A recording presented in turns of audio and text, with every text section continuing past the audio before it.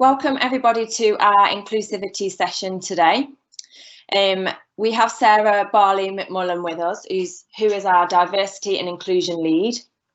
I just want to go over a couple of housekeeping notes for you to be aware of.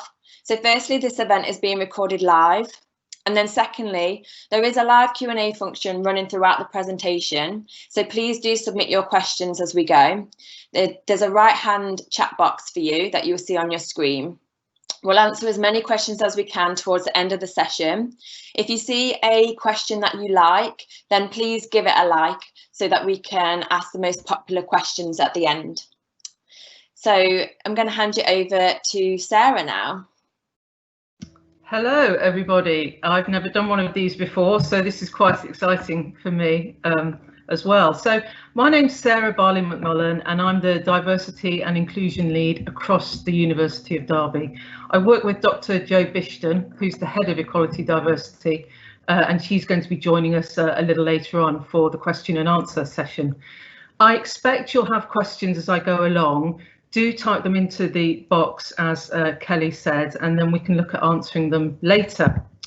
So I'm just going to talk a little bit about some of the visible and meaningful ways in which we challenge discrimination and celebrate diversity across the University of Derby. Firstly, the team that I'm based in is based in Human Resources.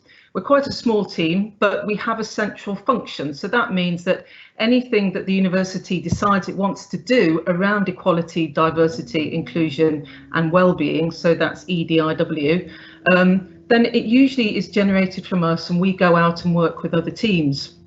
One of the main things that we try and do is engage other staff and students in cultural change. So we try and normalise diversity and difference. We've also won awards, but I won't stay on that one.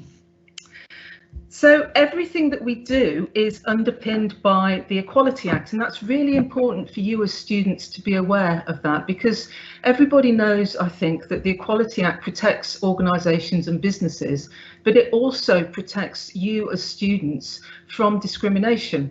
So all of our work is underpinned by this Act, and the Act has 9 characteristics, main characteristics, that most people fall under at least one of those, although several people fall under several of them, and we call that intersectionality, when you are built up of many different parts, and I'll talk about that a little bit later on, but there are 9 protected characteristics there. So how do we challenge discrimination? There are four different ways in which we do this with students in a visible way. We have one message, we collaborate with other teams, we have an initiative called Celebrating You, where we increase the visibility of lots of different areas of discrimination. And we encourage people to be their whole self, however you identify. Know that it's a safe place where you can be the person that you know you really are. So the one message. So what we say is that we create an inclusive environment and culture to raise visibility, challenge discrimination, celebrate diversity and ensure there is meaningful equality for everybody. Now that sounds like a lot of buzzwords, doesn't it really? But what we say, we always underpin with action. So we ensure that the culture is changed visibly. So we make sure there are lots of visible symbols all across the university on every site. You'll see the colourful bubble tree at the bottom of this slide, and that's the Equality, Diversity, Inclusion identifier. So if you ever see that on a message, on a document, then you know that it's come from us, it's central. We challenge discrimination and we challenge that in a variety of different ways and encourage other people to challenge that as well, because equality, diversity, inclusion is everybody's responsibility. It's not just mine and my team members. So we challenge the language that people use, the actions that people take and the behaviours that people demonstrate. And that's with staff so that they will challenge those with students and encourage a more equitable environment to learn in. We celebrate diversity, so we understand that absolutely everybody comes from a different culture, a different race, different sexuality, different gender identity. They have disabilities, hidden disabilities, visible disabilities. They may have a different faith or belief, but we celebrate all of those things. So we encourage people to be inclusive, not to identify difference, but to celebrate diversity. And we ensure that there's meaningful equality for everybody. So I know that you and I will both need different things to have a similar experience, and that's what we try and encourage the tutors, the academic teams and the support staff to do with you and for you. So the second thing we do is we work in a collaborative way. So we work with lots and lots of other teams, but before that, we know that university is so much more than the place where you go to gain qualifications. It's a place where you go and end up exploring who you really are through the new people that you meet, the new knowledge that you gain, and the new experiences often that are thrust in your face, or you can explore and find out for yourselves. So you'll meet new people of completely different identities and cultures when you're at Derby. You'll have the opportunity to join lots of different interest groups and societies through the Students' Union and through the Student and Graduate Experience team. You can even set your own society up if you want to. And through that, you'll build new confidences, and you'll find different parts of you that perhaps you didn't know were there or may have been lurking, but actually here you have the opportunity to really express those different characteristics in a bold but brilliant way. So we oh, and also you may move away from home. You may not, but you may move away from home, and we're still encouraging people to do that, because Derby is a really wonderful place with a rich heritage and culture, and it's got an awful lot of opportunities for students, which I think are quite exciting. It's also a place where we hope you will aim to reach your full potential, and again, that is academically, but it's in terms of who you are as well. So everything about you, your confidence, your self-esteem, your friendship groups, your experiences, your knowledge, we hope all of those things will grow while you're at Derby. So in terms of collaboration, we know that that's what happens when you go to university. So in order to embed anti-discriminatory practice across the university, we as a team work with all the student-facing teams to ensure that equality, diversity and inclusion is embedded in absolutely everything that they do.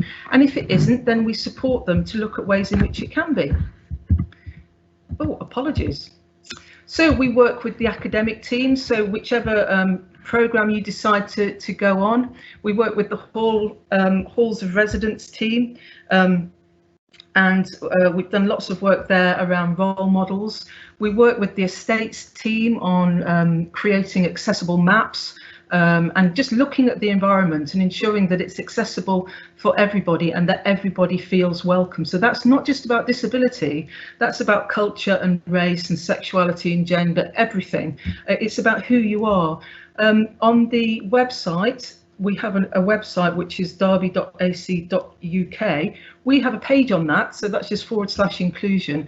You'll see two of the maps that have been created so far for two of the sites, Kedleston Road and Markeaton Street. So we do things like that with estates, and also things like encouraging rainbow benches to be created, and lots of wild and wonderful things. We work with student wellbeing. So we have a hidden disability sunflower initiative, which we embedded with them and the academic teams and all the support services. And that's a badge that you can pick up when we're all back on campus, and you can wear that on your lanyard. We work with the Student and Graduate Experience team around lots and lots of different projects and history months. We've worked with them recently to enable students to have a rainbow lanyard to signify inclusion, have the option of having one of those, or just a plain one. The choice is yours. You should never feel pressured to wear a rainbow lanyard, but there's one there if you'd like one.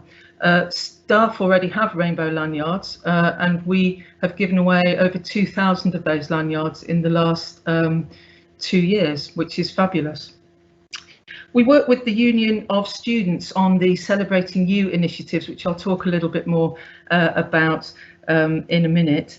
We work with the executives, so the senior managers in the university, and encourage them to be role models and visibly involved in challenging discrimination and raising visibility. So things like we'll get the Vice Chancellor to raise the Black Lives Matters and the Pan-African flags for Black History Month, or we'll get the Chair of the Board of Governors to raise the transgender flag for transgender awareness. So we really encourage them to be involved and to be visible.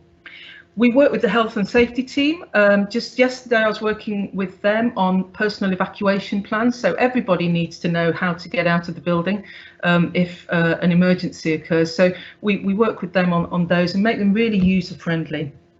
Work with the library on reading lists, decolonising the curriculum and reading generally around different areas, different topics that we're focusing on particularly.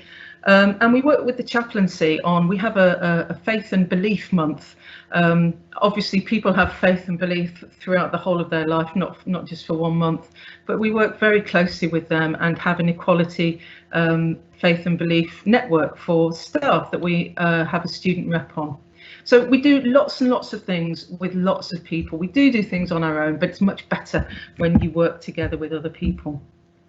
So the next thing we do is we increase visibility. So I mentioned earlier that we have an initiative with the Union of Students called Celebrating You. So with the University of Celebrating You, you'll have seen at the beginning of the slides, it said University of Ambitious Minds, and that's great, but we're the University of Celebrating You from our perspective.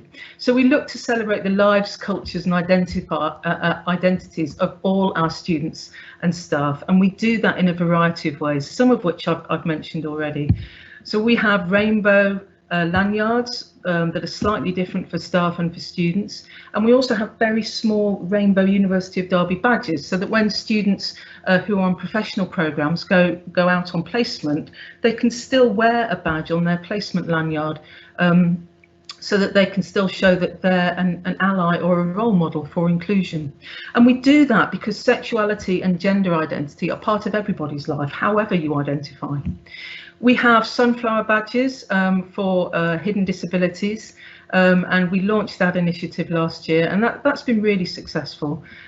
So wherever there is the international symbol of a person in a wheelchair, when it's appropriate, we will put the sunflower logo next to that, so that people know that if they have mental health difficulties, if they have dyslexia, dyspraxia, if they have Crohn's disease, if they have ME, fibromyalgia, anything that isn't seen but still affects your mobility or your ability to function in different ways or in different environments, then you have a badge on your lanyard, and all the staff, the frontline staff especially, know that what that signifies, and so won't challenge you if you're going to use the lifts or using a particular entrance to get into a building, and that's really, really helpful.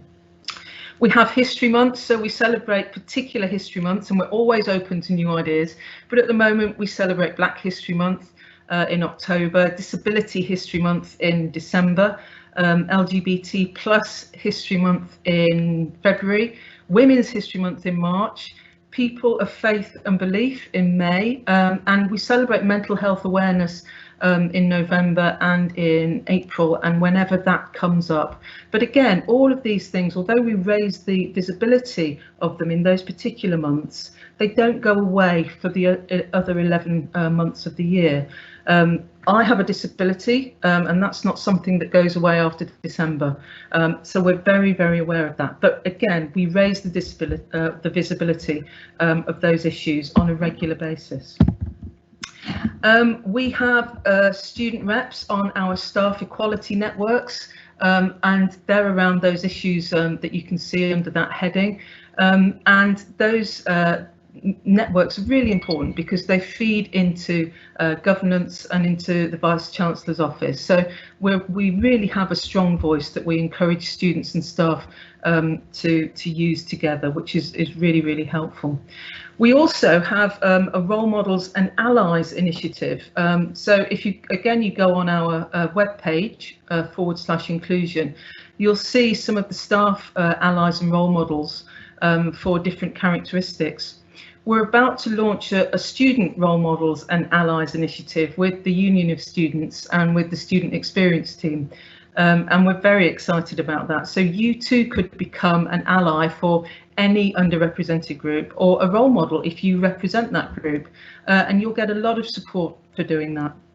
So by giving visibility, we try to normalise difference and enable everybody to start new conversations that they won't have had before. And that's really very, very important to us, that you learn new things about the areas of life that everybody comes from. We have lots of LED screens around the university, and particularly on the main site at Kedleston Road, we have huge LED screens at the bottom of the driveway. And the images that you can see at the moment are just some of the images that go up as part of the Celebrating You initiative. So we're very, very visible, and we tell the community exactly what we're celebrating and raising awareness of at any particular moment, and we don't shy away from that, and that for us is really, really important. So finally, we want people to be able to come to university and be their whole self. So at the beginning of the presentation, I talked a little bit about intersectionality when I mentioned the Equality Act. And intersectionality is basically the different parts of who you are that make you a whole and enable you to form your identity, who you are.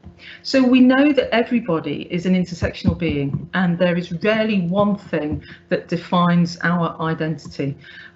If I go to church, I'm as a Christian, I'm labelled an Anglican, but as soon as I come away from that, I may be labelled something else, or I may be defined as something else. But we're all made up of completely different parts. There are so many important aspects of who we are that are visible, and there's some examples there. But there are also so many aspects of who we are that are visible, that are hidden, and we recognise that the hidden parts are as important as the visible parts. And sometimes when people aren't able to be visible about the hidden parts of who they are, then actually it restricts them and it suppresses who they are and how they can engage in studying and in exploring life generally. And we don't want that to happen. We want everybody to feel safe enough and to feel respected to be your whole self, whether you have a hidden disability, whether your sexuality isn't heterosexual, around sex, however you are, your gender, you identify your gender, your faith, your belief, your mental health, your general well-being. We want everybody to know that whatever makeup defines you, then you are safe and you are welcome at Derby. So we work to create a culture where you feel safe and confident to be your whole self, but we know that who we are and the experiences that we have creates a lens through which we see the world and how we influence others, and we call that positionality. Because of that, we need to understand our power and our privilege in society and in the world. So as a white woman, for example, I need to understand that my privilege as a white woman means that I can go into a chemist and I can buy a plaster that is the same colour as my skin. If I was black or Asian, I probably wouldn't be able to do that. And that's what we mean by privilege. It's not necessarily about economic factors. So we need to have the opportunity to explore those things in a safe place where it's okay to make mistakes, and it's perfectly okay to make mistakes. The difficulty comes when we keep making those mistakes, because if we keep making the same mistake it's probably not a mistake, it becomes an opinion. So that's when we will start to challenge people. But because of our positionality, we need opportunities to find out how other people experience the world, and that's really, really important for us. That it's really important that you understand that you are welcome as your whole self, but so is everybody else, and we need to understand the experiences of others so that we can live and engage more fully in the world when we're at university, but also when we leave university. That's so important. So we do that through staff training, so that staff can actually train students as well. We work again with the Union of Students and the Student Experience team. But we also encourage people to challenge discrimination in a kind, fierce, but fair way. So what we say is that first and foremost, it's important when you're challenging somebody to be kind, using a questioning approach when challenging language or behaviours that are offensive. Because if we use an approach that's blaming and accusational, it's unhelpful and it often creates unnecessary conflict. And the person that you may challenge just may end up walking away and you've lost the opportunity to challenge somebody. Secondly, we say that you need to be fierce. So you need to stick to your message. You've been kind, stick to your message in a fierce way. Ask questions that challenge what somebody else has said or done, and don't back down easily. Finally, we suggest that you're fair as well. Not all discrimination comes from a place of hate or fear. Some of it comes from fear, but it doesn't all come from hate or fear. Sometimes it's learnt behaviour or it's just unconscious. So it's ideas that we've grown up with that we haven't ever been told are discriminatory. The way you often understand the difference between conscious and unconscious bias, which is what we call learnt behaviour, is that often if you make the same mistake more than once, the person often isn't displaying unconscious bias. That's when it could be discrimination. Lots more to say about that, but I won't. But then we also have the Role Models and Allies initiative, so that you can see people on the screen. I'm a role model for the LGBT community as a gay woman and for somebody of faith. But I also have disabilities. So if you saw my photograph on a screen, you would also hopefully sooner rather than later see me down the end of a corridor, and I'd be there. I'd be available to talk to, and that we've found at the University of Derby is much more helpful than having really famous role models, photos of them around the campus, because we're tangible. We can have conversations with you, and that's really, really important. So the last thing that I just wanted to say that, is that at the University of Derby, we tell you that the world really is your oyster, and you really, really, really can be anything that you want to be if you work hard and if you engage with life and society and an anti-discriminatory approach to life. So we say that in a world where you can be anything, one of the most important things is to be kind. That's the end of the presentation. So I hope that there'll be some questions. There are some questions. Oh. We have a good 5 or 6 from the audience. Okay. So I'm going to ask them in the order that they came through. Bear with us, there's a bit of an echo on my mic as well. So the first question, is there any student councils also at the university?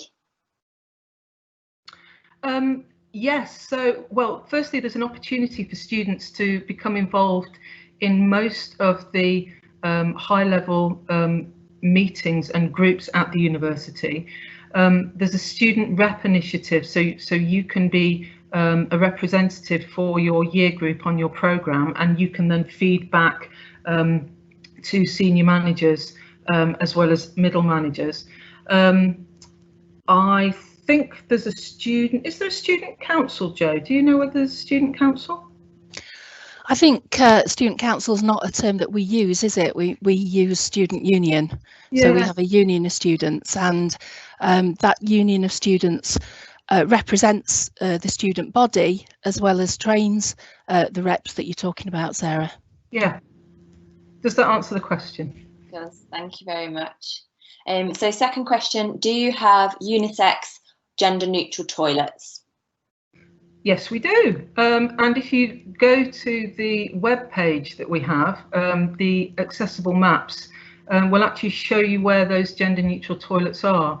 They're on several sites, and we're still ensuring that they're going on every campus. So we have a campus at Buxton and one at Leek as well.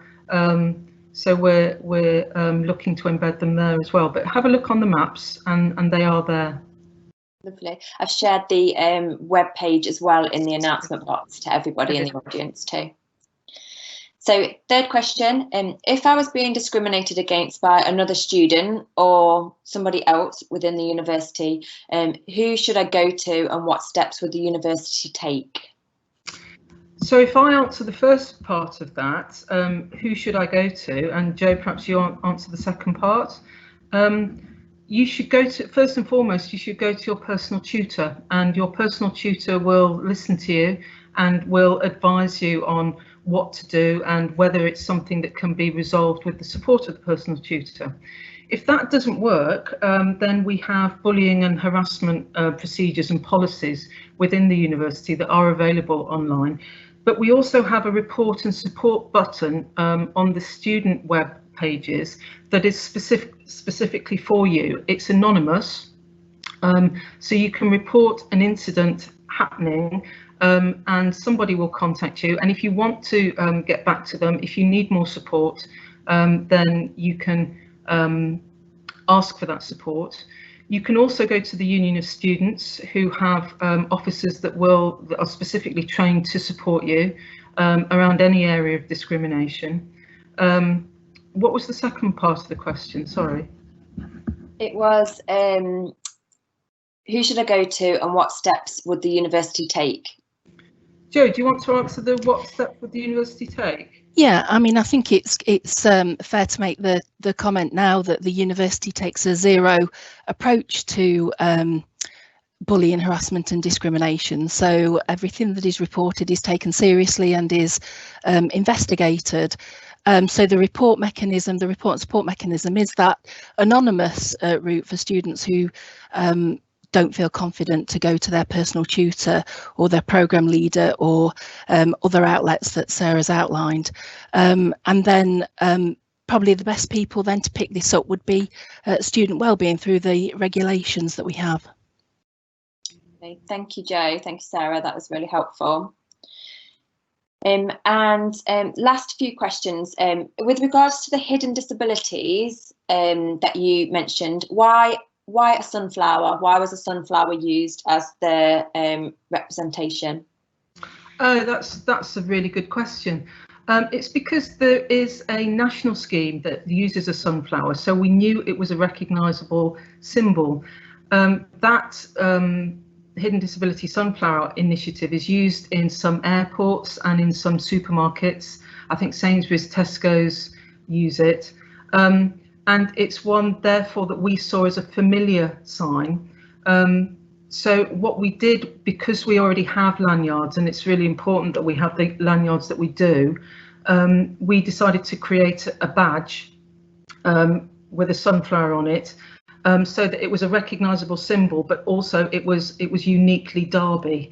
So it's quite a simple answer, but people come in, visitors come in and see the sunflower and recognise it as the established symbol for hidden disabilities, but then see the Derby slant that we've put on it. Lovely, thank you, Sarah. Question, would you say the university is ethnically diverse? Jo, do you want to answer this one? Yeah, happy to. So yes, within the student population, we have a good balance and a good diverse group. In the staff population, that's increasing and that's growing. That's something that we're working on. And we're certainly working on the visibility of within the staff base as well through the Role Models and Allies programme that Sarah mentioned. So yes, within the students, it's very diverse, and within the staff base, yes, it's something that we're working on. Thank you, Jo.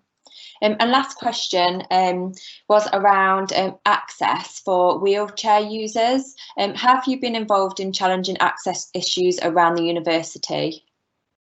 Oh, well, that's another really good question. So we work with the Students' Union, we listen to students, and we work with estates and student wellbeing. And we know about a lot of areas of access that need to happen. And so we work very closely again with marketing as well to challenge as much as we can.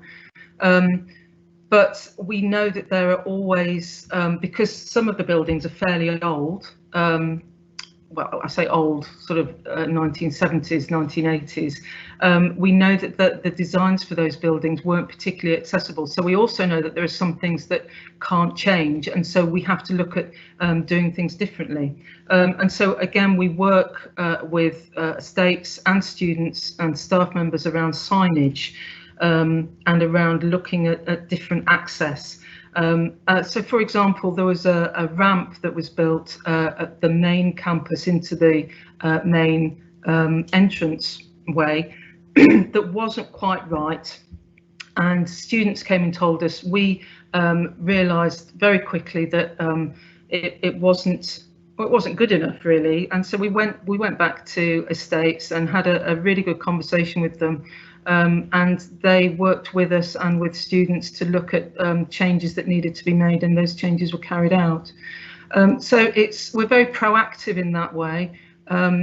Like being in society, I always think the most disabling aspect of life is people's attitudes.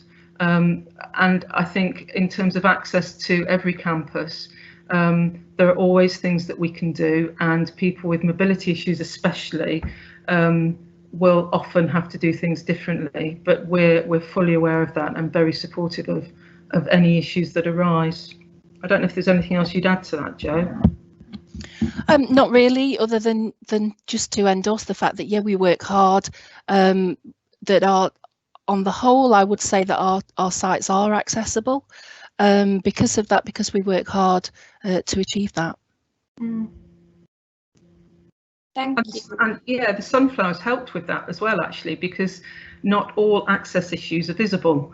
And so we've raised an awful lot of awareness around people who have autism or difficult mental health issues, as well as people who have chronic fatigue syndrome. So the Sunflower Initiative has really helped with that. Lovely. Thank you, Jo and Sarah, for answering all them questions. That was really helpful. So all of our questions have been answered now, and obviously Sarah's presentation has come to an end. So that concludes our session for today. I just want to thank everyone for joining us. For further information, you can visit the webpage that we've dropped into the announcement box, but that's derby.ac.uk/inclusion, or you can get in touch with us on our email at opendays@derby.ac.uk. Thank you, everybody.